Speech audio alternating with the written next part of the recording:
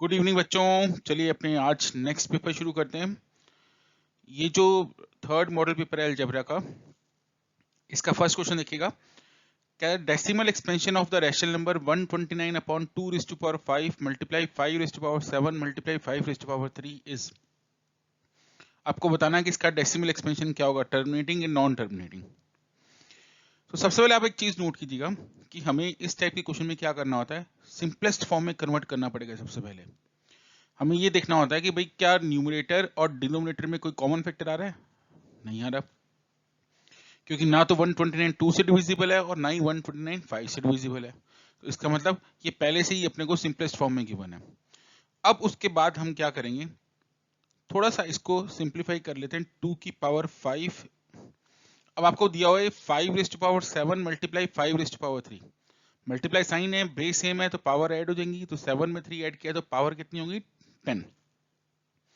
अब अगर किसी भी रैशनल नंबर के डिनोमिनेटर की जो एक्सपेंशन है, प्राइम फैक्टरेशन है, वो अगर इस फॉर्म में हो 2 की पावर m 5 की पावर n, मतलब या तो सिर्फ 2 की पावर्स हो या सिर्फ 5 की पावर्स हो या दोनों की पावर्स हो, इनके अलावा कोई और नंबर की पावर आपको गिवन ना हो, तो हमेशा जो इनका डेसिमल एक्सपेंशन होता है वो होता है टर्मिनेटिंग। ठीक है, तो इसका आंसर क्या आ जाएगा, टर्मिनेटिंग आ जाएगा। बाई द चांस इस क्वेश्चन में अगर अपने पास ये दिया होता साथ में 3 रेज़ टू पावर 5, तो अब 2 और 5 के अलावा 3 भी आ रहा है, तब ये डेसिमल एक्सपेंशन क्या होता, नॉन टर्मिनेटिंग होता। लेकिन अब यहाँ पे 3 की पावर 5 नहीं गिवन है, सिर्फ 2 और 5 के टर्म्स में ही दिया हुआ डिनोमिनेटर, तो यानी इसका जो डेसिमल एक्सपेंशन होगा वो होगा टर्मिनेटिंग डेसिमल। ठीक है, तो इसका ए ऑप्शन करेक्ट आंसर है। चलिए अब नेक्स्ट क्वेश्चन करते हैं। आपको नेक्स्ट क्वेश्चन में गिवन है px is equal to x square plus 5x plus 2। आपको p3 प्लस p2 और p0 प्लस p0 की वैल्यू फाइंड करनी है। देखिए p3 का मतलब ये होता है कि आप इस x को 3 से रिप्लेस कर देंगे, मतलब जहां जहां x आ रहा है उसकी जगह पे कितना पुट कर देंगे, 3। तो जहां जहां x आ रहा है उसकी जगह पे पुट किया 3, तो 3 का स्क्वायर 9, 5 3 जा 15 प्लस 2, तो आंसर आ गया 26। और अब फाइंड करना है आपको P2, मतलब x को रिप्लेस करना है 2 से, तो जहां जहां x आ रहा है उसकी जगह पे 2 पुट किया, 5 2 जा 10 2, तो ये आंसर आ गया 16। अब फाइंड करना है P0, मतलब जहां जहां x आ रहा है उसको 0 से रिप्लेस करना है, तो ये आंसर आ गया 2। तो अब अगर मैं इन तीनों को प्लस करूंगा तो 26 प्लस 16 हुआ 42, 42 प्लस 2 इक्वल टू 44, तो यानी इस क्वेश्चन का आंसर आ जाएगा 44। नेक्स्ट क्वेश्चन है अपना, the find the solution of the linear equation x plus y equal to 4 and x minus y equal to. तो देखिएगा अपने पास फर्स्ट इक्वेशन है x plus y equal to 4 और सेकंड है x minus y is equal to 2। इनको plus कर लेते हैं, तो ये y से y cancel, 2x is equal to 6, so the value of x is equal to कितना आ गया, 3। अब वैसे x की वैल्यू 3 सिर्फ इसी ऑप्शन में गिवन है, तो ये फर्स्ट ऑप्शन अपना करेक्ट आंसर हो सकता है। ठीक है, अब अपने क्या करते हैं, ये x equal to 3 first equation में पुट करते हैं, तो ये बन जाएगा 3 plus y is equal to 4, तो y इज इक्वल टू कितना आ गया, 1। तो कंफर्म ही है कि फर्स्ट ऑप्शन अपना आंसर है। ठीक है, आप इस क्वेश्चन को ऐसे भी कर सकते हो कि भाई बाई चांस अगर आप सॉल्व नहीं कर पाते हो किसी क्वेश्चन के अंदर, तो आपके पास ये जो ऑप्शंस गिवन है, आप ये ऑप्शंस इन दोनों इक्वेशन में x और y की जगह पे पुट कीजिए, और दोनों इक्वेशन को अगर ये सेटिस्फाइड कर रहे हो तो वही आपका आंसर है। फॉर एग्जांपल जैसे मैं ये वाला ऑप्शन पुट करके देखता हूँ, x1 है y3 है, तो 1 प्लस 3 कितना आ रहा है, 4, लेकिन 1 और 3 का जो डिफरेंस है वो -2 होता है, जबकि यहाँ कितना गिवन है 2, तो इसलिए ये इसका ऑप्शन गलत होगा। अब x और y दोनों की वैल्यू कितनी है, 2, तो x प्लस वाई तो 4 आ जाएगा, लेकिन 2 माइनस 2 कितना होता है, 0, तो ये भी इसका ऑप्शन क्या है, गलत है। सेम ऐसी अगर x 4 है y 0 है, तो x प्लस वाई भी कितना होगा 4, और x माइनस वाई भी कितना होगा 4, जबकि x माइनस वाई कितना होना चाहिए, 2 होना चाहिए, तो ये भी सेटिस्फाइड नहीं कर रहा, इसलिए ये ऑप्शन भी गलत है। तो आप ऐसे ऑप्शन पुट करके भी चेक कर सकते हैं किसी क्वेश्चन के अंदर, अगर आपको सॉल्व करने में ज्यादा टाइम लग रहा है तो। ठीक है, तो यानी अब इस क्वेश्चन का जो हमने सॉल्व करके चेक किया, आंसर कितना आ रहा है, x equal to 3 y equal to 1। चलिए नेक्स्ट क्वेश्चन करते हैं। कहता है if the roots of the quadratic equation x square minus K x plus 4 are equal, कहता है इस इक्वेशन के जो रूट्स हैं वो इक्वल हैं, तो आपको k की वैल्यू फाइंड करनी है। आपको पता है कि अगर किसी भी क्वाड्रेटिक इक्वेशन के रूट्स इक्वल हैं तो उसका जो डिस्क्रिमिनेंट है, डिस्क्रिमिनेंट मतलब बी स्क्वायर माइनस 4ac, ये इक्वल टू कितना होता है, 0 होता है। अब इस इक्वेशन को इसके साथ कंपेयर किया तो a equal to 1, b equal to minus K और c इक्वल टू कितना आ गया 4। अब ये a b c की वैल्यू मैंने यहां पुट कर दी तो ये आ जाएगा b स्क्वायर यानी माइनस के का square minus 4 a c equal to 0। This implies k square is equal to 16, so k is equal to आ जाएगा प्लस माइनस 4। यहाँ ऑप्शन 4 गिवन है तो इसका मतलब थर्ड ऑप्शन 4 ही इसका करेक्ट आंसर होगा। नेक्स्ट क्वेश्चन है, आपको गिवन है कि 18ab minus 3 are in AP, तो आपको a प्लस बी फाइंड करना है। देखिए मैं आपको इसके अंदर ना एक शॉर्टकट बताता हूँ, वो ध्यान से सुनिएगा। कोई भी AP आप लिख लीजिए, जैसे एक AP लिख रहे हैं 1 4 7 10 13 16 19 22, जैसे एक सिंपल एग्जांपल ले रहा हूँ एक AP का। तो अब आप देखिएगा फर्स्ट टर्म और लास्ट टर्म का सम कितना आ रहा है, इनका सम आ रहा है 23। फिर सेकंड टर्म और सेकंड लास्ट टर्म का सम कितना आ रहा है, इनका सम भी 23 आ रहा है। फिर थर्ड टर्म और थर्ड लास्ट टर्म का सम भी कितना आ रहा है, 23। Fourth term fourth last term का सम भी कितना आ रहा है, 23। ये एपी की एक प्रॉपर्टी होती है कि जो फर्स्ट और लास्ट टर्म का सम होता है ना, वही सेकंड और सेकंड लास्ट टर्म का सम होता है, वही थर्ड और थर्ड लास्ट टर्म का सम होता है, वही फोर्थ और फोर्थ लास्ट टर्म का सम होता है। तो मैं अगर आप इस प्रॉपर्टी को यूज करूंगा तो इस क्वेश्चन को बड़े आराम से फटाफट एक सेकंड में कर पाऊंगा। तो देखिएगा फर्स्ट और लास्ट टर्म का सम कितना आ रहा है, 18 plus minus 3 is equal to आ जाएगा 15। तो इसका मतलब a इसकी सेकंड टर्म है और b इसकी सेकंड लास्ट टर्म है, तो a और b का सम भी कितना होगा, 15 होगा। तो 15 पे टिक करके अपने आंसर फाइंड कर सकते हैं। लेकिन फिर भी चलो आप कहते हो कि भाई इसको कंसेप्ट से नहीं, शॉर्टकट से नहीं, इसको अगर प्रॉपर मेथड से करना चाहें तो कैसे करेंगे। तब आपको ये पता होना चाहिए कि a है first term is equal to 18 और इसमें सीरीज के अंदर नंबर ऑफ टर्म्स कितनी गिवन है आपको, 4। इसका मतलब इस सीरीज की जो फोर्थ टर्म है वो कितनी है, -3, और फोर्थ टर्म का फॉर्मूला होता है a प्लस 3d। तो a की जगह पे 18 पुट किया तो यहां से 3d इज इक्वल टू आ गया -21, d इज इक्वल टू आ गया -7। यानी फर्स्ट टर्म 18 है, कॉमन डिफरेंस कितना है, -7। तो अगर कॉमन डिफरेंस -7 तो नेक्स्ट टर्म होगी 11, नेक्स्ट टर्म होगी 4 और नेक्स्ट टर्म कितनी है, -3। ठीक है, तो अब a इक्वल टू मेरे पास 11 आ गया, b इक्वल टू 4 आ गया, तो a plus B is equal to कितना आएगा, 15। तो इससे भी आप अपना आंसर फाइंड कर सकते हैं। होप सो आपको ये शॉर्टकट भी समझ में आ गया होगा। अगर आप ये शॉर्टकट अप्लाई करते हो तो देखो कितनी जल्दी कंप्लीट हो जाता है ये क्वेश्चन। चलिए नेक्स्ट क्वेश्चन करते हैं। नेक्स्ट क्वेश्चन है fill in the blanks, the sum of a rational and a irrational number is. देखिए मैं आपको पहले भी ये बता चुका हूं कि कभी भी अगर आपको एक रैशनल नंबर और इरेशनल नंबर को प्लस करना है, एक रैशनल और एक इरेशनल नंबर को अगर आप प्लस करते हो, माइनस करते हो, मल्टीप्लाई करते हो, डिवाइड करते हो, इन चारों ही केसेस में जो रिजल्ट आता है वो हमेशा क्या आता है, इरेशनल नंबर ही आता है। तो इस क्वेश्चन का भी आंसर क्या आएगा, इरेशनल नंबर आएगा, कि एक रैशनल और एक इरेशनल नंबर का जो सम होगा वो हमेशा क्या होता है, एक इरेशनल नंबर होता है। नेक्स्ट क्वेश्चन है, if two lines intersect at a point then the pair of equations represented these lines having unique solution। क्योंकि आपको ये मालूम है ना कि दो लाइंस जितनी बार एक दूसरे को कट करेंगी उसके उतने ही सॉल्यूशंस होंगे। अगर ये इंटरसेक्टिंग लाइन है तो इसका मतलब वन पॉइंट पे इसको इंटरसेक्ट करेंगी तो इसमें यूनिक सॉल्यूशन होगा। अगर लाइंस पैरेलल हैं तो किसी भी पॉइंट पे कट नहीं करेंगी तो इसका मतलब इसके जीरो सॉल्यूशंस होंगे या नो सॉल्यूशन होगा। लेकिन अगर लाइंस कोइंसिडेंट है, एक के ऊपर एक है, तो यानी इनफाइनाइट टाइम से एक दूसरे को कट करेंगे तो इसका मतलब इसके कितने सॉल्यूशंस होंगे, इनफाइनाइट सॉल्यूशंस होंगे। लेकिन यहाँ पे आपको क्वेश्चन में गिवन है कि भाई इंटरसेक्ट एट ए पॉइंट, एक ही पॉइंट पे कट कर रही है, एक ही पॉइंट पे कट कर रही है, तो इसका मतलब इसके कितने सॉल्यूशंस होंगे, यूनिक सॉल्यूशन होगा। चलिए नेक्स्ट क्वेश्चन करते हैं। नेक्स्ट क्वेश्चन में गिवन है कि the find the 10th term of the AP. 10th term find करनी है, 10th टर्म का फॉर्मूला होगा a प्लस 9d।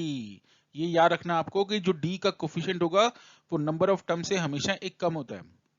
तो 10 टर्म फाइंड करनी है तो डी का कोफिशिएंट कितना होगा 9, ए प्लस 9डी। ए है फर्स्ट टर्म, तो अगर आप एपी को ध्यान से देखोगे तो फर्स्ट टर्म कितनी आ रही है 2, और डी है common difference. Common difference find करने का बड़ा सिंपल सा मेथड होता है कि सेकंड टर्म में से आप फर्स्ट टर्म को माइनस कर दो।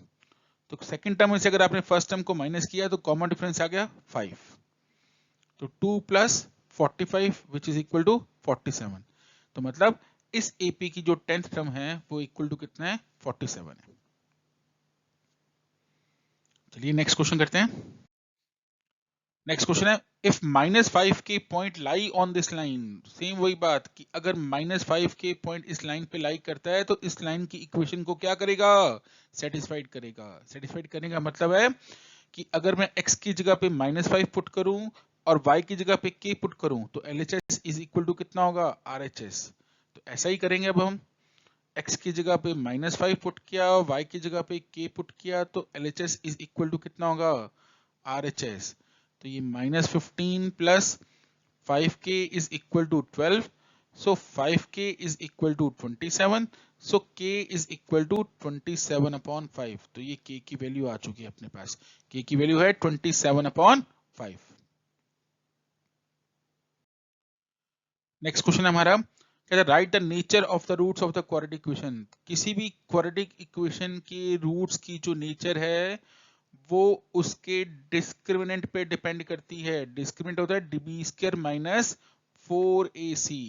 तो इस इक्वेशन को इस इक्वेशन से कंपेयर किया तो a equal to 2, b equal to 3 और c इक्वल टू 4 आ रहा है। तो डिस्क्रिमिनेंट फाइंड करते हैं अब। तो 3 का स्क्वायर माइनस 4, a है 2, c है 4, तो 9 minus 32 which is equal to -23 यानी लेस देन 0। और अगर किसी भी क्वाड्रेटिक इक्वेशन का डिस्क्रिमिनेंट नेगेटिव आए लेस देन 0 आए तो रूट्स आर नॉट रियल, यानी इस इक्वेशन के रूट्स रियल नहीं है। लेकिन अगर d ग्रेटर देन 0 आए तो फिर हम क्या लिखते हैं roots are real and different. और अगर d इक्वल टू 0 आता तो हम लिखते roots are real and equal. ठीक है, तो ये तीनों कंडीशन से आप याद रखना। लेकिन इस क्वेश्चन का जो आंसर आएगा वो क्या आएगा रूट्स आर नॉट रियल, क्योंकि d की वैल्यू क्या आ रही है बेटा नेगेटिव आ रही है। चलिए नेक्स्ट क्वेश्चन करते हैं। कहता find the least positive integer divisible by 20 and 24। मतलब आपको कम से सबसे छोटा वो नंबर फाइंड करना है जो 20 और 24 दोनों से डिविजिबल है। यानी आपको इस क्वेश्चन में क्या फाइंड करना है एलसीएम फाइंड करना है। जो एलसीएम होता है वो लीस्ट कॉमन मल्टीपल होता है, मतलब ऐसा लीस्ट नंबर होता है जो कि गिवन नंबर से पूरा पूरा डिविजिबल होगा, जैसा कि इस क्वेश्चन में पूछा हुआ है। तो उसके लिए हमने किए 20 के फैक्टर। तो अगर मैं 20 का प्राइम फैक्टराइजेशन करूंगा तो ये आएगा 2 स्क्वायर मल्टीप्लाई 5। ऐसे ही अगर मैं 24 का प्राइम फैक्टराइजेशन करूंगा तो 24 को पहले 2 से डिवाइड किया, 12 फिर 12 को 2 से डिवाइड किया, 6 फिर 6 को 2 से डिवाइड किया, 3 फिर 3 को 3 से डिवाइड किया 1। तो 24 का जो प्राइम फैक्टराइजेशन आ रहा है वो 2 क्यूब मल्टीप्लाई 3 की पावर 1। तो अब इसका एलसीएम, तो एलसीएम होगा 2 की पावर 3, 3 की पावर 1, 5 की पावर 1। याद रखना इनमें जो हाईएस्ट पावर है वो लिखनी होगी, और ये मल्टीपल्स ऐसे हैं जो सिर्फ एक ही नंबर में आ रहे हैं तो इनको भी सबको लिखना होता है।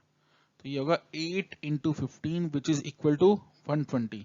सो 120 एक ऐसा लीस्ट नंबर है जो कि 20 और 24 दोनों से डिविजिबल है। तो इस क्वेश्चन का आंसर आएगा 120। नेक्स्ट क्वेश्चन देखिएगा, if alpha and beta are the zeros of the quadratic polynomial this. तो कहता है कि अल्फा बीटा इसके जीरोस हैं, तो अगर अल्फा बीटा इसके जीरोस हैं तो सम ऑफ जीरोस इक्वल टू कितना होता है -b अपॉन a। यानी माइनस b की जगह पे कितना आ रहा है -3 और a की जगह पे कितना आ रहा है k, तो ये आ जाएगा 3 अपॉन k। और प्रोडक्ट ऑफ जीरो होता है c अपॉन a, तो c की जगह पे गिवन है आपको 2k, देखो पूरा ही c की जगह पे गिवन है, और a की जगह पे गिवन है आपको k, k से k cancel is equal to कितना हुआ 2। और क्वेश्चन में क्या गिवन है आपको कि अल्फा प्लस बीटा और अल्फा बीटा आपस में इक्वल हैं। तो अल्फा प्लस बीटा की तो वैल्यू 3 अपॉन के है और अल्फा बीटा की वैल्यू कितनी है 2। तो आपसे पूछ रहा है फाइंड द वैल्यू ऑफ के। तो यहां से के की वैल्यू आ जाएगी 3 अपॉन 2। ठीक है टा, चलिए अब नेक्स्ट क्वेश्चन करते हैं। नेक्स्ट क्वेश्चन है कि आपको इस पोलिनोमियल को इस पोलिनोमियल से डिवाइड करना है। तो डिवाइड करना तो बहुत सिंपल सा कंसेप्ट होता है कि जो डिविडेंड है उसमें उसको हम x की डिक्रीजिंग पावर में लिखते हैं। सबसे पहले हाईएस्ट पावर वाली टर्म, फिर उससे कम, फिर उससे कम, फिर उससे कम, फिर सबसे कम। और सेम ऐसे डिवाइजर में भी ऐसे ही लिखना होता है। तो उसको 1 plus 2x plus x square ना लिख के हम x square plus 2x plus 1 लिखेंगे। तो चलिए अब इसको डिवाइड करते हैं। तो डिवाइड करने का बड़ा सिंपल सा कंसेप्ट होता है कि फर्स्ट टर्म को फर्स्ट टर्म से क्या कर दो, डिवाइड कर दो। डिविडेंड की फर्स्ट टर्म को डिवाइजर की फर्स्ट टर्म से डिवाइड कर दो। तो ये आएगा 3x। अब जो भी क्वेश्चन आता है इससे आप इस पूरे डिवाइजर को क्या करेंगे, मल्टीप्लाई करेंगे। तो अगर आप 3x को x स्क्वायर से मल्टीप्लाई करेंगे तो रिजल्ट आएगा 3x क्यूब। फिर 2x को 3x से मल्टीप्लाई करेंगे तो आएगा 6x स्क्वायर। फिर ऐसे ही 1 को जब आप 3x से मल्टीप्लाई करेंगे तो रिजल्ट आएगा 3x। अब देखिए आप सही कर रहे हैं ये गलत कर रहे हैं इसका पता आपको लग जाएगा कि फर्स्ट टर्म बिल्कुल सेम आएगी जो कि कैंसिल हो जाएगी। तो ये बन गया माइनस का 5x स्क्वायर माइनस का x प्लस 5। अब हम क्या करेंगे, माइनस 5x स्क्वायर को x स्क्वायर से डिवाइड करेंगे। सेम रूल, फर्स्ट टर्म को फर्स्ट टर्म से डिवाइड करना है। तो क्वेश्चन आया -5, तो यहां लिख दिया क्वेश्चन -5। अब इस क्वेश्चन से पूरे डिवाइजर को मल्टीप्लाई करना है। तो ये बनेगा माइनस का 5x स्क्वायर माइनस का 10x माइनस का 5। अब करेंगे सब्ट्रैक्ट। सब्ट्रैक्ट करने का मतलब सारे साइन चेंज। देखिए फर्स्ट टर्म कट रही है, इसका मतलब आप बिल्कुल सही कर रहे हैं। तो प्लस के 10x में से 1x सब्ट्रैक्ट किया तो 9x प्लस 5 10। अब आप देखिए इसकी डिग्री है 1 लेकिन जिससे आप डिवाइड कर रहे हो उसकी डिग्री है 2। अगर रिमाइंडर की डिग्री डिवाइजर की डिग्री से कम हो जाए तो इसका मतलब अब आपको आगे डिवाइड करने की जरूरत नहीं है। तो अब इसमें जो क्वेश्चन आया है वो आया है 3x माइनस 5 और रिमाइंडर जो आया है अपने पास वो आया 9x प्लस 10। ये इस क्वेश्चन का आंसर आ जाएगा। नेक्स्ट क्वेश्चन है कहता find the roots of the quadratic equation by factorisation method. अब आपको जो रूट फाइंड करने हैं वो किससे करने हैं, फैक्टराइजेशन मेथड से, मतलब फैक्टर करके आपको इसके रूट फाइंड करने हैं। तो फैक्टर करने का रूल क्या होता है कि फर्स्ट टर्म और लास्ट टर्म को मल्टीप्लाई करते हैं, कितना आ गया 6x स्क्वायर। तो मिडिल टर्म को स्प्लिट करते हैं इस तरीके से कि उनका मल्टीप्लाई 6x स्क्वायर आना चाहिए। तो मैंने -2 रूट x को स्प्लिट कर दिया,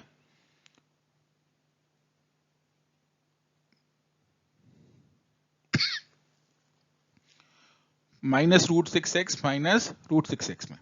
अगर आप इनको ऐड करोगे तो -2 रूट 6 आएगा और लेकिन आप इनको मल्टीप्लाई करोगे तो कितना आ जाएगा 6x स्क्वायर, जो कि फर्स्ट टर्म और लास्ट टर्म के मल्टीप्लिकेशन के इक्वल है। चलिए अब अपने क्या करते हैं, ये पेयर बनाए। अब इन पेयर में से कॉमन लेंगे। तो जो रूट 6 होता है एक्चुअली में क्या होता है, वो रूट 2 और रूट 3 का मल्टीप्लाई होता है। तो इन दोनों में से कॉमन आ गया रूट 3 और साथ में कॉमन आ गया x। तो रिमेनिंग रहा रूट 3x माइनस और यहां रिमेनिंग रहा रूट 2। सेम ऐसे ही इनमें से कॉमन आ गया लास्ट 2 में से रूट 2, तो रिमेनिंग रहा रूट 3x माइनस रूट 2। तो रूट 3x माइनस रूट 2 और root 3x minus root 2। This implies x की जो दोनों वैल्यूज आएंगी वो दोनों सेम आएंगी which is equal to root 2 upon root 3। और सेकंड से भी क्या होगा रूट 2 अपॉन रूट 3। तो यानी फैक्टराइजेशन से इसके जो रूट्स आ रहे हैं वो आ रहे हैं रूट 2 अपॉन रूट 3। दोनों रूट सेम आ रहे हैं और दोनों के दोनों रूट्स की वैल्यूज क्या आ रही है, रूट 2 अपॉन रूट 3 आ रही है। चलिए हमारा 6th क्वेश्चन, नेक्स्ट क्वेश्चन है find the LCM and HCF of these two numbers by prime factorisation method. यानी आपको पहले क्या करना पड़ेगा, इनकी प्राइम फैक्टराइजेशन करना पड़ेगा। तो 375 लास्ट में 5 है तो मैं इसको 5 से डिवाइड करता हूँ। 5 7 जा 35, 5 5 जा 25। फिर एक बार और 5 से डिवाइड किया 25 सॉरी 15 15 5 जा 75। 5 से डिवाइड किया तो 3 और 3 से डिवाइड किया 1। तो दिस इंप्लाइज 375 के जो फैक्टर्स आ गए वो आ गया 5 cube multiply 3 raise to power 1। अब ऐसे ही 975 के फैक्टर करते हैं। लास्ट में 5 है तो इसको भी 5 से डिवाइड करते हैं। 5 1 जा 5, 5 9 जा 45, 5 5 जा 25। फिर 5 से डिवाइड किया, 5 3 जा 14, 5 9 जा 45। 3 से डिवाइड किया 13 और फिर 13 से डिवाइड किया 1। तो दिस इंप्लाइज 975 के जो फैक्टर आ गए वो आ गए 5 का स्क्वायर, 3 की पावर 1 और 13 की पावर 1। तो अब हमें फाइंड करना है HCF और फिर हमें फाइंड करना है LCM। तो जो HCF होगा वो HCF होगा 5 रेज़ टू पावर 2। देखिए 5 की पावर 3 है, 5 की पावर 2 है। HCF में लीस्ट पावर को लिखना होता है और 3 की पावर 1। बाकी 13 तो कॉमन है ही नहीं, सिर्फ यही दो फैक्टर्स कॉमन है और उनकी लीस्ट पावर को हमने लिख लिया। तो 25 इंटू 3 इज इक्वल टू कितना हुआ बेटा 75। 75 इसका HCF आ गया। जैसे HCF में लीस्ट पावर को लिखना होता है, LCM में हाईएस्ट पावर को लिखना होता है। हाईएस्ट पावर है 5 रेज़ टू पावर 3 और जो कॉमन है 3 की पावर 1 वो तो सेम ही आ गया। और जो फैक्टर सिर्फ एक में ही आएंगे, दूसरे में नहीं आते, कॉमन नहीं है, उनको भी लिखना होता है। तो बन गया 125 और ये बन गया 39। जब इनको मल्टीप्लाई करेंगे तो आ जाएगा 4875। तो इट मीन्स सही कर रहा हूँ, मल्टीप्लाई किया 375 13 65 91 97 9 40 बिल्कुल ठीक है। तो इट मीन्स HCF आ गया 75 और LCM आ गया 4875। If the second and the third term of AP are 24 and 28, second term given है आपको 24 and the third term is 28 और आपको फाइंड करना है सम ऑफ 61 टर्म्स। चलिए सेकंड टर्म का फॉर्मूला होता है a प्लस डी, कितना गिवन है आपको 24, equation number first. Third term का फॉर्मूला होता है a प्लस 2d, गिवन है आपको 28, इक्वेशन नंबर सेकंड। अब सबसे पहले मैं क्या कर रहा हूँ, इक्वेशन सेकंड में से इक्वेशन फर्स्ट को सब्ट्रैक्ट कर रहा हूँ। तो a में से a सब्ट्रैक्ट किया 0, 2d में से d सब्ट्रैक्ट किया तो d, 28 में से 24 को सब्ट्रैक्ट किया 4। This implies d common difference की वैल्यू कितनी आ गई 4। अब इसको मैं पुट कर रहा हूँ इक्वेशन नंबर फर्स्ट में। तो a plus 4 is equal to 24, so the value of a is equal to कितना आ गया 20। अब मेरे पास फर्स्ट टर्म आ गई, कॉमन डिफरेंस आ गई, नंबर ऑफ टर्म्स भी पता है मुझे, तो मुझे अब सम ऑफ n टर्म्स का फॉर्मूला अप्लाई करना है। सम ऑफ n टर्म्स का formula n upon 2, 2a plus n minus 1 d। सारी वैल्यू सब्स्टिट्यूट करते हैं। यहाँ n कितना अपने पास 61,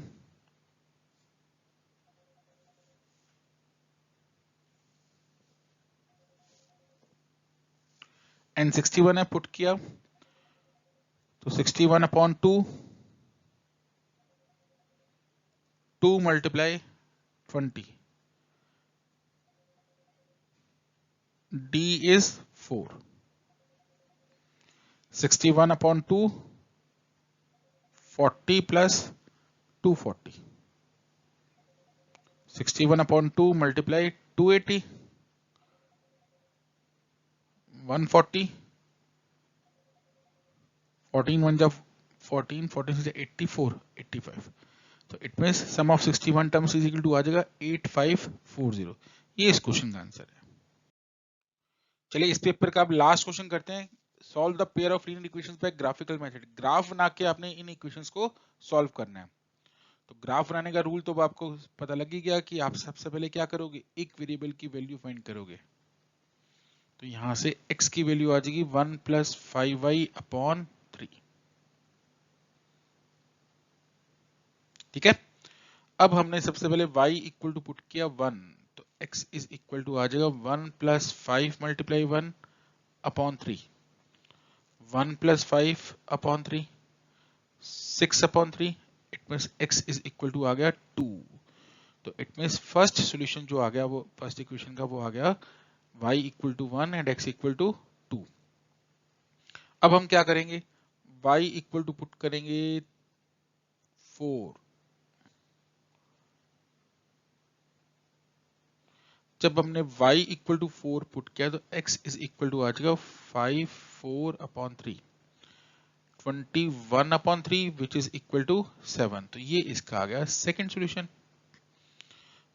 अब हम y इक्वल टू पुट करेंगे -2, तो x इज इक्वल टू आएगा 1 plus 5 into -2 upon 3, 1 minus 10 upon 3, it means -9 upon 3, it means x is equal to आ जाएगा -3। तो मेरे पास अब 3 सॉल्यूशंस आ चुके हैं, तो अब बॉक्स बना लेते हैं। x y, when x is 2 then y is 1, when x is 7 then y is 4, and when x is -3 then y is -2। तो पॉइंट्स आ गए 2 1 7 4 और -3 -2। चलिए अब ऐसे ही हम सेकेंड इक्वेशन को भी सॉल्व कर लेते हैं। तो यहां से हमने क्या किया, y की वैल्यू फाइंड कर ली। अब अपने x इक्वल टू पुट किया 0, y इज इक्वल टू आएगा 2 मल्टीप्लाई 0 -3 -3। फिर हमने पुट किया x इक्वल टू 1, तो y इज इक्वल टू होगा 2 इंटू 1 -3 यानी 2 -3, तो y इज इक्वल टू आ गया -1। और फिर हमने x इक्वल टू पुट किया 2, तो 2 multiply 2 -3 is equal to y, this implies y is equal to आ गया 1। तो ऐसे इसके भी 3 सॉल्यूशंस आ गए। तो अब हमने इनको इस तरीके से रिप्रेजेंट कर दिया। तो when x equal to 0 then y is equal to -3, when x equal to 1 then y is equal to -1, when x equal to 2 then y is equal to 1। तो पॉइंट्स में रिप्रेजेंट किया तो ये 0 -3 1 -1 और 2 1, इस तरीके से मेरे पास ये पॉइंट्स आ गए। अब इनको अपने ग्राफ पे प्लॉट करेंगे। चलिए जो फर्स्ट इक्वेशन थी 2x - y = 3, इसके सॉल्यूशंस को अपने प्लॉट करते हैं। तो x is 0 y is -3, when x is 0 y is -3, तो इसका मतलब ये इसका बन गया फर्स्ट पॉइंट 0 -3। सेकेंड सॉल्यूशन है इसका x equal to 1 y equal to -1, तो ये बन गया जी इसका second solution x is equal to 1 y is equal to -1। और थर्ड सॉल्यूशन है x is equal to 2 y is equal to 1, ये मेरे पास थर्ड पॉइंट आ गया x is equal to 2 y is equal to 1। अब इन तीनों पॉइंट्स को एक स्ट्रेट लाइन से स्केल से हम ज्वाइन कर देंगे।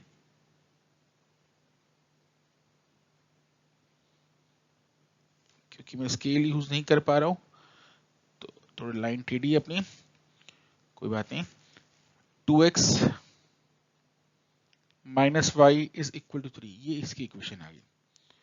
नेक्स्ट इक्वेशन थी 3x - 5y इक्वल टू 1, इसका फर्स्ट सोल्यूशन था 2 1, 2 1 तो पहले से ही गिवन आपको। सेकेंड है 7, 4, x equal to 7 y is equal to 4।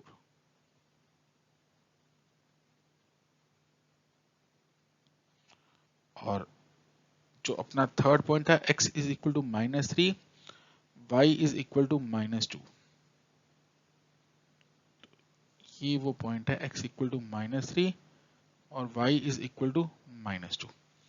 अब इन तीनों पॉइंट्स को अगर हम ज्वाइन करें स्केल से,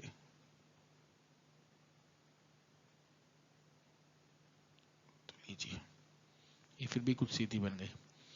तो ये बन गया 3x - 5y is equal to 1, ये लाइन की इक्वेशन आ गई। इस पॉइंट की कोऑर्डिनेट है 7, 4 और इस पॉइंट की कोऑर्डिनेट है -3, -2। अब एक स्केल और लिख लेते हैं। On x and y axis 1 centimetre is equal to 1 unit. और जो ये पॉइंट्स लाइंस कहाँ पे इंटरसेक्ट कर रही हैं 2,1 पे. सो x equal to 2, y is equal to 1 is the solution of given equations. ये लास्ट में आपको लिख के आना है. तो इस तरीके से हमारा ये पेपर भी अब कंप्लीट हो गया. चलिए ऑल द बेस्ट बेटा.